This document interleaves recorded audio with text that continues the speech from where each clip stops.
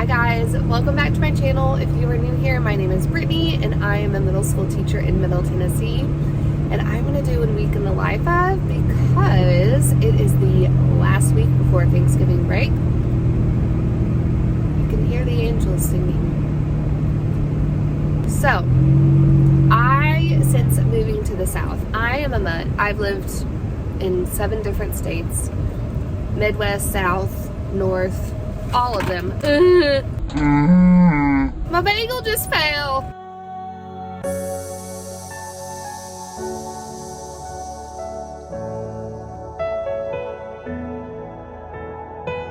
No. Oh, R.I.P. to my blueberry bagel that fell on the ground face down. You know, if it was like the butt down, I probably would have chanced it. And I'm probably the picky, well not picky, the most paranoid eater. Like, my chicken has to be well done because I feel like I'm going to get food poisoning. Yes, I'm working on it. Anyways, so today is Monday, November 14th. Like I said, we have 1 week until our Thanksgiving break. And in the South, I have noticed that they emphasize thanks and Thanksgiving. And I guess my dialect is more Midwestern because I've lived probably there most of my life. And we emphasize giving, like Happy Thanksgiving. In the South, I love it so much, they say, what y'all doing for Thanksgiving? I think it's the coolest thing ever. I mean, either thanks or giving, either one is good. Anyways, we have 5 days left, and today is field trip day, and it is our first field trip of the year. We're taking another one to the, I think it's the Science and Space Museum in January? December. I don't remember. So I thought it would be fun to do a week in the life of, because tomorrow's going to be crazy too. We have the GM, General Motors, and they are coming down. This truck needs to calm down, sir. It's a Monday. We're all trying to survive here. Thank you.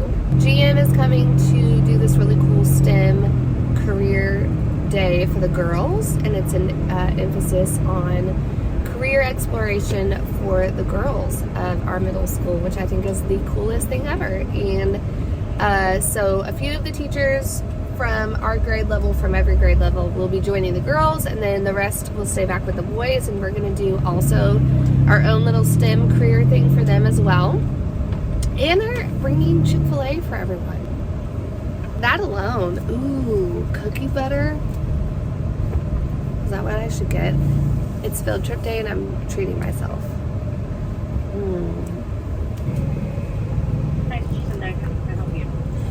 Yes. Do you guys have oat milk? We have what? Oat milk? Oat milk, yes. Okay. I'm going to do a small cookie butter latte with oat milk, please. Hot? Yes, please. Thank you so much. You too.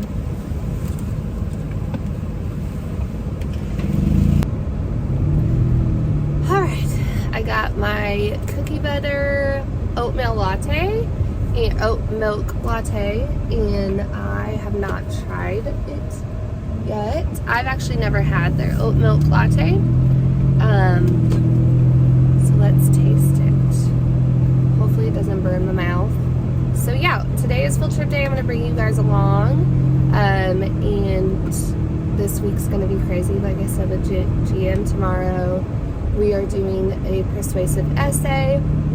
Call us crazy, but with our curriculum, there's not a whole lot of writing time, so we do the best we can, and then usually that 6th week, we emphasize and focus more on writing. So, let's taste it. Smells like a caramel latte. Please don't be hot. I mean, I want you to be hot, but don't be like burn your mouth lava hot.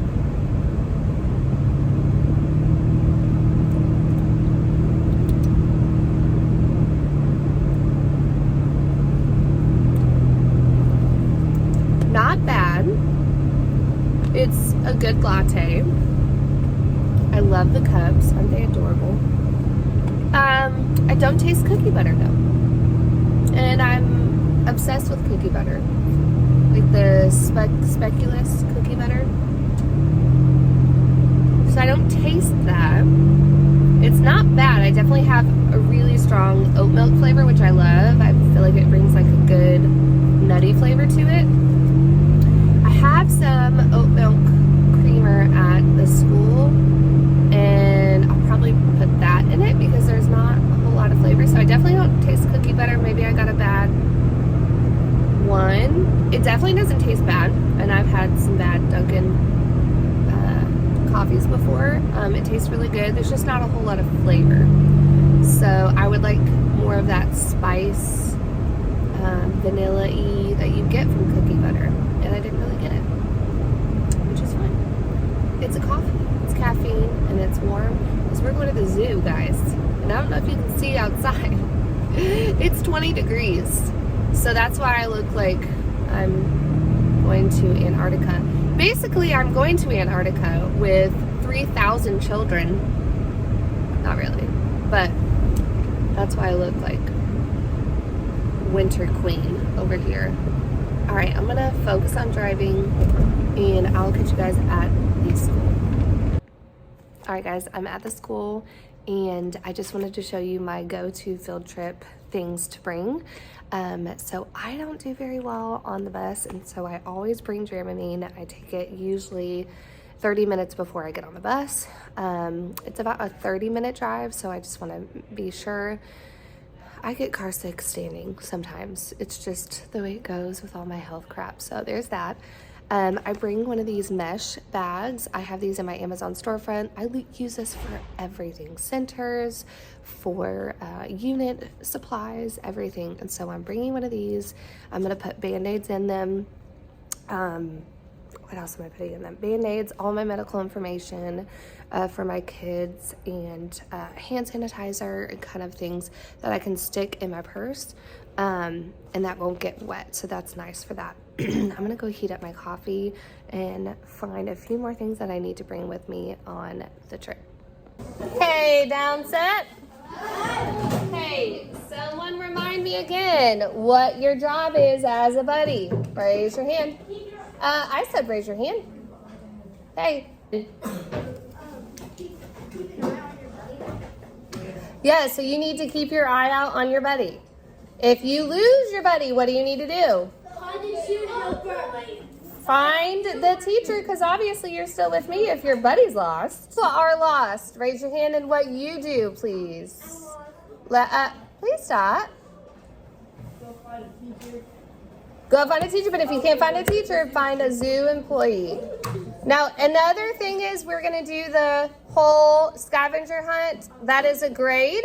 So I have all of the things for you. The only thing you need to bring is your lunch and water if you have a water, okay, or drink.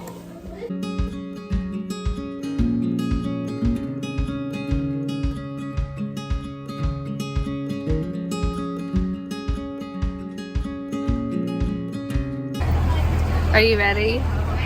So excited? Yeah. Yeah.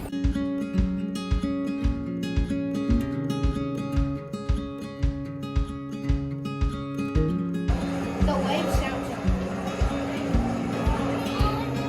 they're up to 4 feet and they eat cactus. I don't know. How are you scared? Because that thing could eat me. So what? I'm not sure. What is it? No, thank you.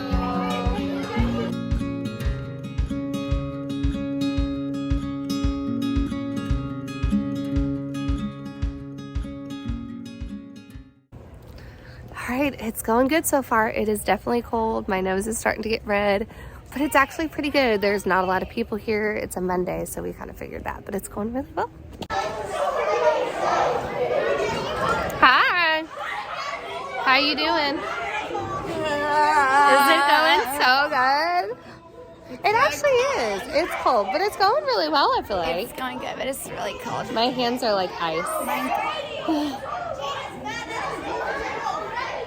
Oh, that's a cool wolf. Oh, this is a Pumbaa. A warthog. Just caught my hands. Oh, you ready? Hold on. Both hands. It is the end of the day. We made it. It was actually super fun, cold, but the kids had a great time. It went smoothly. Everyone came back in one piece. That's the most important part. So I'm exhausted. Literally want to just crawl into bed, and probably will do that. So I'll see you guys tomorrow. Tomorrow's parent-teacher conferences. Love that for me. Happy Tuesday. It is a rainy day, which I normally love. I actually love a cozy, cloudy, rainy day, but not when I'm out of gas and I need to go get breakfast and I'm running late and I'm gonna be at school for 12 hours. It's fine. Everything's fine. It's fine. It's fine. But anyways, it is parent-teacher conference. I had another video, I'll tag it here, of parent-teacher conferences, our first quarter. Tell me below how you guys do your parent-teacher conferences, because we don't love the way we're doing it, and it is only last year and this year, I feel like, because the first couple of years in this district, I don't feel like it was this way. But in Oklahoma, where I taught before, it would be 2 nights, 2 times a year. So in October, I believe, would be the first one. And it would be a Tuesday and Thursday night. And you would reach out to the families that you need to meet with. And you would meet with them from 4 to 6. And then 6 to 7 is come and go. So I liked it, but 2 nights that same week, we were exhausted. Another district here in Tennessee, they have a PD day for the teachers, so kids are not at school. Oh, Lord Jesus, please help me get to the gas station. It's below E. Yeah. Oh, yeah. So they have a PD day for teachers. Students do not come that day. And then at, I think it was at 1 or 2? Maybe at noon. Their parent-teacher conferences start at noon and it ends at like at 4, 5. Which now that I say that, I don't feel like that would be easier, because, I mean, it would be easier on the teachers for sure, so we're not getting home and not spending 12 hours at a school. But for parents, I don't know how they would do that. I guess they could take their lunch break or get off early. I don't know. But here we have 1 night per quarter. The first quarter was in September, and honestly, I feel like that was too early. We didn't really 100% know the kids just yet, and we didn't have a lot of data or grades to go by, so it was kind of like another open house. And then this parent-teacher conferences, it is now November 15th, I think is the perfect date. November, I feel like, is great early. November, we know the kids now. We have plenty to go off of. Missing work, data in our, Ames Web and iReady. I feel like November is great, even October. But like early November, we know our kids and we have plenty to share. And we reach out to those that we need to talk to. It is not come and go, which is kind of nice. So you don't have parents just showing up when you already have scheduled. So I'm pretty back to back with parent meetings tonight. And then as a team, since we all teach one subject, well, except for me and Kim, we had 1 per kid, and I'll put it right here, and I will tag it below on TBT. And 1 per kid, each subject, we use a different color pen, and we write down our notes, their current grade, what they're missing, and then behavior expectations at the bottom, so if they're meeting the expectations or not. And this is going to be helpful because one of our teachers is out sick, so she already filled out her portion. So even though she's not going to be there tonight, she's going to be able to give her 2 cents with her not being there, which is helpful. So I highly recommend that. It was free on TPT, so again, I'll tag it below. And yeah, so we will start at 4 o'clock. I think our first one is at 4, and it ends at 7. And I think pretty much we're all back to back. Like I said, this is a perfect time for parent-teacher conferences. Our next one is in like, oh gosh, February, I think. And then our next one is in March. It didn't make sense, but I think they're changing that this year. Guys, I made it to the gas station. Everyone, praise the Lord. Praise the Lord. I made it to the gas station. Well, I haven't made it yet. Come on, cars. Do you not know that I'm running out of gas? I'm gonna just turn on some worship music, get into the mindset, and catch you guys at school for this 12-hour day.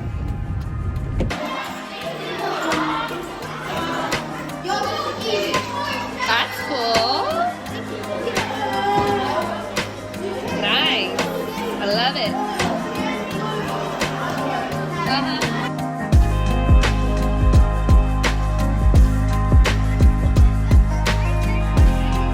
Oh, this is a nice car. Is it touchscreen? Oh, I don't want to. Look at all this. This is so nice.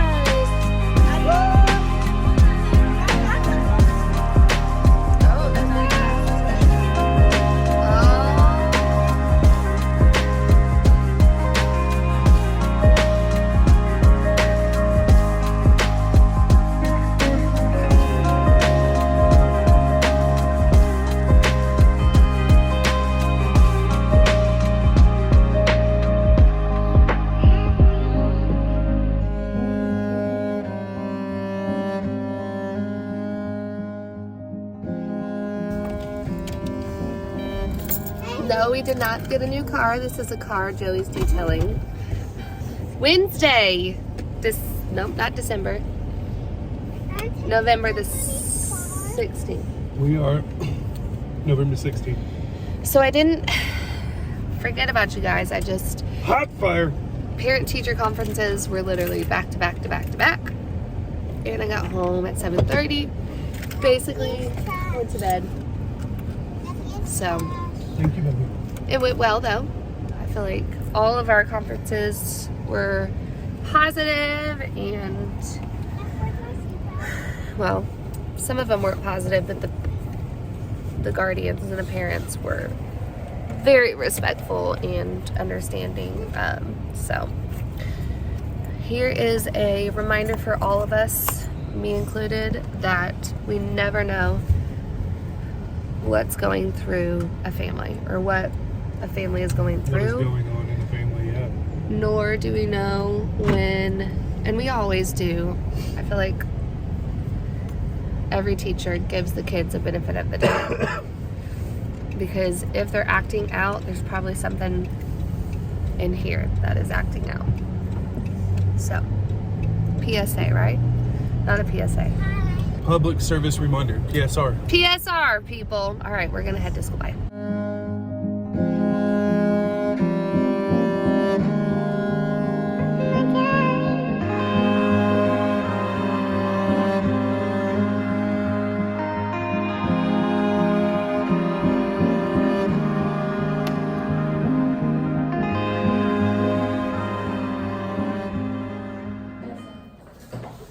All right. So instead of a letter, like Miss Meek said, we're going to write an essay. So they had a typo there, so it's crossing that out. We're going to focus on writing the essay. Okay. All right. It says that you decide that you are going to write an essay to the local newspaper about the benefits of other meats, like chicken and beef, as well as to express why turkey is not the best option. You hope that people will read this newspaper article and change their minds about eating turkey this Thanksgiving. So what we're going to do with this is we need our highlighters. Do we highlight every single thing? No. Why? Tell me why we don't highlight. Listen. Yeah, there's parts that are important. You don't need to highlight everything because that kind of defeats the purpose of highlighting in general. So what we're going to do is highlight what they're asking us to do, like the action. So you're going to highlight from here all the way down to the best option. This is the action part of what you're supposed to do. You know you're writing an essay. You are persuading people not to eat turkey. And you're going to explain the benefits of other meats like beef and chicken. So you're kind of diverting them from turkey and attracting them to chicken and beef. Yeah, just like it has to. Double check your neighbor has highlighted the right thing.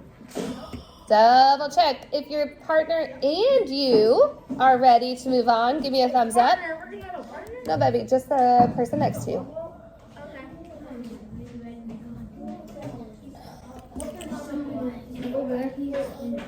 Yeah, you can move over there as long as one chance. Okay. All right. So now that we've read the writing prompt, now we're able to read our articles that we're supposed to get our evidence from. Now, I know Miss Morse, real quick. Still have about 6 people not looking. Eyes on Miss Morse. Let's say that Miss Meeks and I are high-paying lawyers, and we have, right, I wish. I know, right? We both wish. And we have the biggest case of everything. That Corvette that was out yesterday, let's pretend someone stole it. Now, if I have a suspect, do you think I can just go by what my opinion is about that person? You have to get evidence to persuade the judge. You have to persuade the jury. And if you don't have concrete evidence, what do I mean by concrete evidence? Real facts. Real facts. Real truth. If I don't have things to show them, something from pictures or something from articles or whatever it is, they will not agree with my decision. It's the same thing about your writing. It is a silly prompt. It's supposed to be fun for Thanksgiving, but you cannot persuade anybody without evidence. So think of that. You cannot just go on and say, well, chicken is better because it's good. That's not going to persuade anybody. There's no evidence in there. Okay? It's like more, and more good. Like actual facts, right? All right, guys, I got my BEP money stuff in today from Amazon, and I wanted to show you, oh, what is this? This is not what I wanted to show you. All of the things I got, and I will link all of these things in my Amazon storefront. So if you like anything you see, you can go there for an easy, quick access. So let's get started. And I love these pens. I use them, so I got a whole new pack. I have the black one on my badge, and I really, really like it. The cool thing about it is it's like a flare pen, so it has that like felt tip marker feel to it, like a flare, but it's an eraser. So I use this for grading, like in my grade book, and I use it for planning because we all need erasers with planning because it's always changing, right? So it's the Friction fine liner erasable pens, and they have a bunch of colors. This was like a 6-pack. The other things I do, we do a reading store with monthly reading challenge, and we do it with these that the kids take home, and they have a month to complete however many, and those are what if they complete a challenge, it's like a buck that they get for the store. They love stickers, so I got this pack of stickers. Super cute little animals. I really like those. I got some more stickers, here they are, that I thought were cute from Trendy Sticker. And I might use these for incentives. I usually, like when I'm doing my grammar lesson for the day, I'll call up volunteers, but the volunteers can, no matter if they get it correct or not, will get a mini eraser for just volunteering. And so I might be doing the stickers instead. Look how cute, excellent, perfect job. Let us celebrate. Isn't that so cute? And there are so many stacks of stickers. Every kid at any age loves a good sticker. So I don't think no, they're not scented. So I think I'm gonna use that as an incentive. I did get some holiday erasers that I can use as an incentive as well, which I think are these. And I think these are like 100 or so cute Christmas little erasers. They love collecting them. So I usually put it in my container. So as you can tell, I'm running low, and so they love the little ones. I usually get them at the Target dollar spot, but this summer they didn't have any good ones that I liked. So I'm gonna go ahead and put them in here and then show you what else I got. Oh, I love the little gingerbread. Isn't he cute? So cute. All right, a few more things. So I usually have the LED lights that are hanging up on my walls, but half of them are dying. So I got these Homery, a 4-pack of LED, but they're like twinkle fairy lights. And it comes in a 4-pack, and each of the packs are 20 feet. And they have, I guess, their own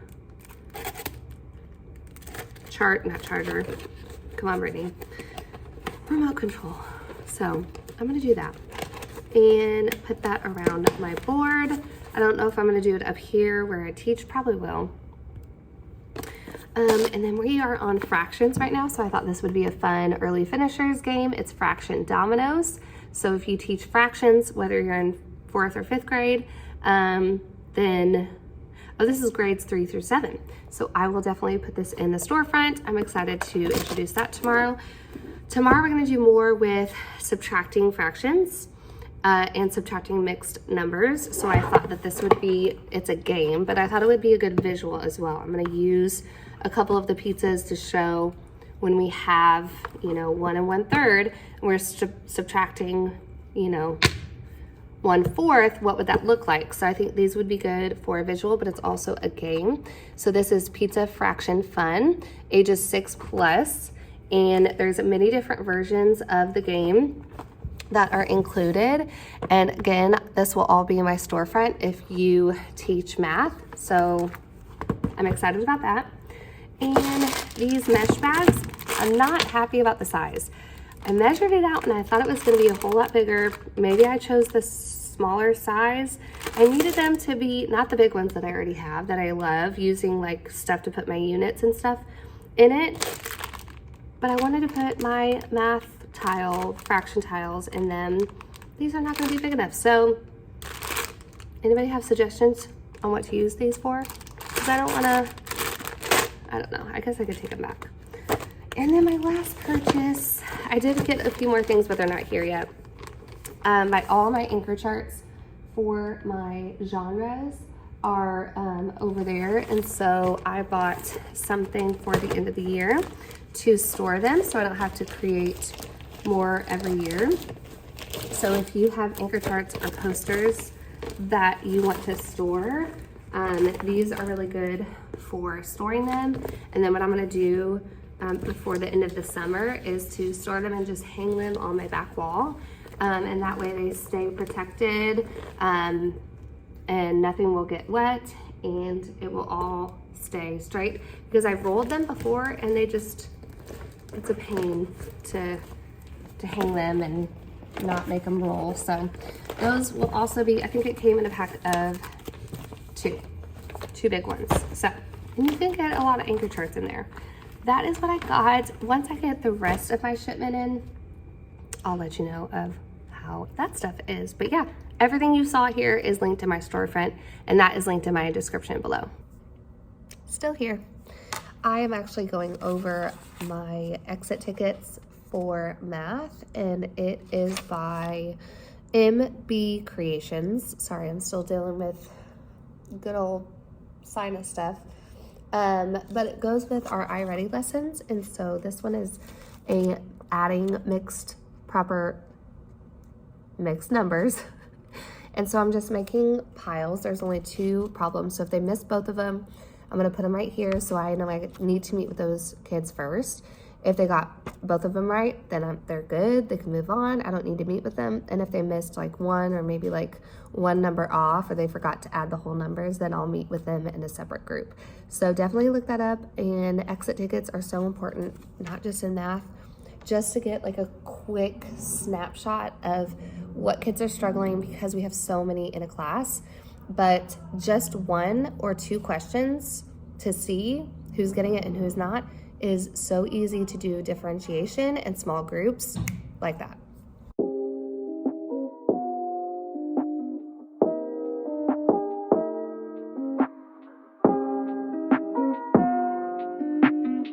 It is a day where you wake up and you have to wash your hair because you can't go one more day without dirty hair. No, you can't go one more day with dirty hair. And it is a blessing that your husband knows how to braid because he had an older sister. My name is Pierre. What? I do hair. No. Mm-mm.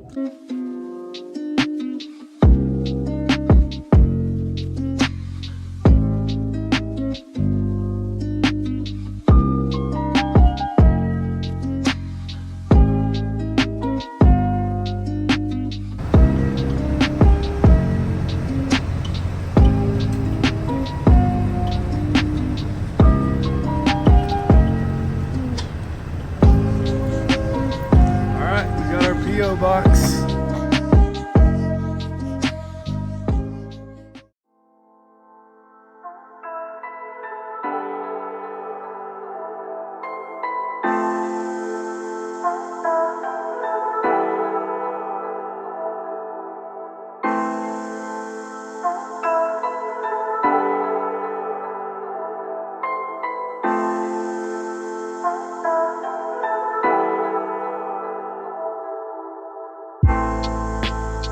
Every single Tuesday, they have been men on the watchtower that haven't left the prayer post. They have prayed for this church. In the midst of transition, they prayed and believed God for revival. They prayed and believed God. Just these guys every Tuesday at 7 a.m., 10 a.m., whatever it is, in that room, they pray fervently, faithfully, believing God.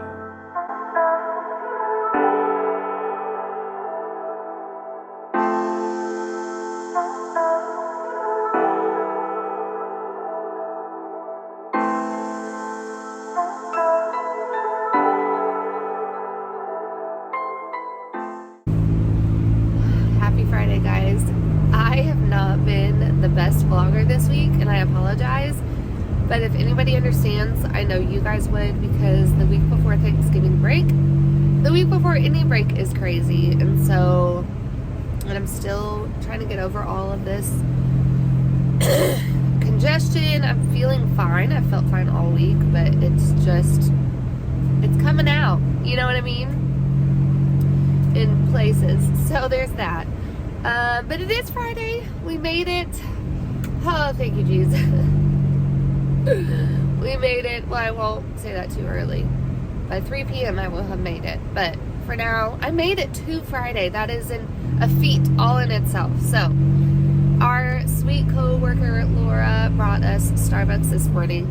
And so I'm so excited. I haven't tried, sorry, I need to blow my nose. I haven't tried their new sugar cookie latte, and I don't know what I was thinking, but this morning I was like, I want an iced coffee, and so I requested an iced sugar cookie oat milk latte, and it's literally 20 degrees outside, but I was just feeling it, you know. So I will do a taste test when I get to school. So I'm gonna try and do a little bit better at what we did this week and what we're doing today in math and reading. And yeah, we're doing a Thanksgiving potluck for lunch today with the staff. So I'll see if I can get some pictures and footage of that too. So I'll see you guys at the school.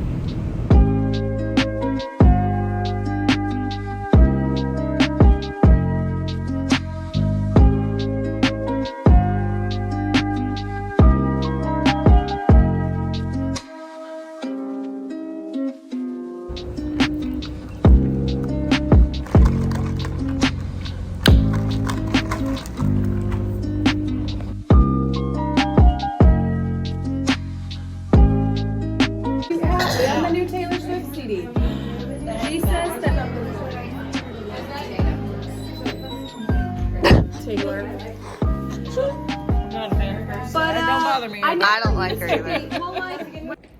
Guys, we made it to the end of the day and I'm officially on Thanksgiving break. I'm so excited. Quickly, before I end the vlog, I wanted to show you what we did on the week of Thanksgiving since I really did not get video of me teaching or anything like that. So I'm gonna show you real quick. All right, so in ELA, we had our task for writing. With our curriculum, it was the 6th week, and so we were gonna focus on a persuasive essay, and so this is the prompt. This was on TPT, I'll link it below. I don't see the name for it, so I'll go ahead and link that below. But they were turkeys, and they were gathering information. I have 2 articles that go with it, but I don't have it with me. But there was an article about chicken and beef and how they were both beneficial for your health, and then it has like the drawbacks of turkey, so they had to gather that information and they were going to take notes, so they took really good notes of what information they want to include in their essay, and then we wrote our good. You need to choose one thing, please. I got from chicken. No, we're choosing just one thing. So this was their rough draft, and so we did our introduction first together, and so I made sure that we started with a hook, either a question, a fact, or a joke, and then we had the opposite opinion, and then we ended our thesis, or ended our introduction with the thesis with our 3 reasons why people should not eat turkey for Thanksgiving. Then we did our paragraphs for our body paragraphs, and then our conclusion. Then they were tasked to, and this is something I just made on Google Slides, so if you're interested, comment below and I'll email it to you for free. It was just a simple checklist. I looked online and I didn't find any that I liked. So this was very specific before they can actually come to me to kind of edit their rough draft. They needed to do their own self-edit.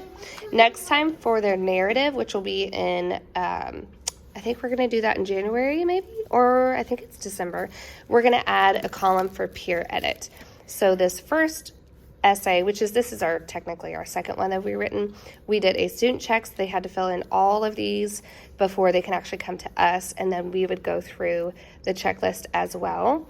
And then once we checked it and they are able to copy their rough draft with their revisions and our revisions, and they were going to copy, I covered the student's name on the final draft paper. So I am going to take these home to grade over the break, and so far I was really impressed by them. A lot of them put in a lot of work. There was a few that I had to remind what a 5th grade writing looks like, especially with it being almost December now. You're 5 months into it. So that is what we did in ELA. So for math, I haven't really shared, again, I know I keep saying it, but I'm going to spend a whole video on how I structure my math class. And this was solely trial and error.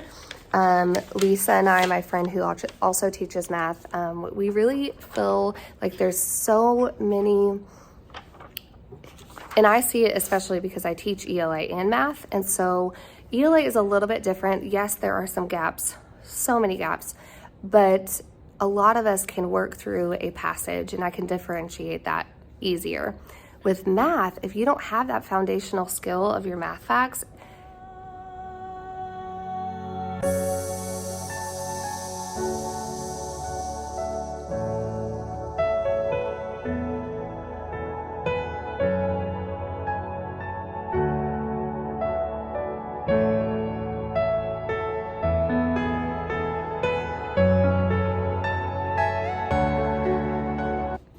and we're having them, dividing decimals or, multiplying fractions, it's really hard when a student doesn't have that foundational. It's as if I am teaching someone to find the theme of a story when they can't even read.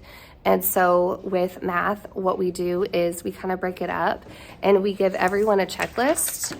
And so this week, we basically had Wednesday and Thursday to work. I did add Friday to it later on because we were just not ready for the quiz.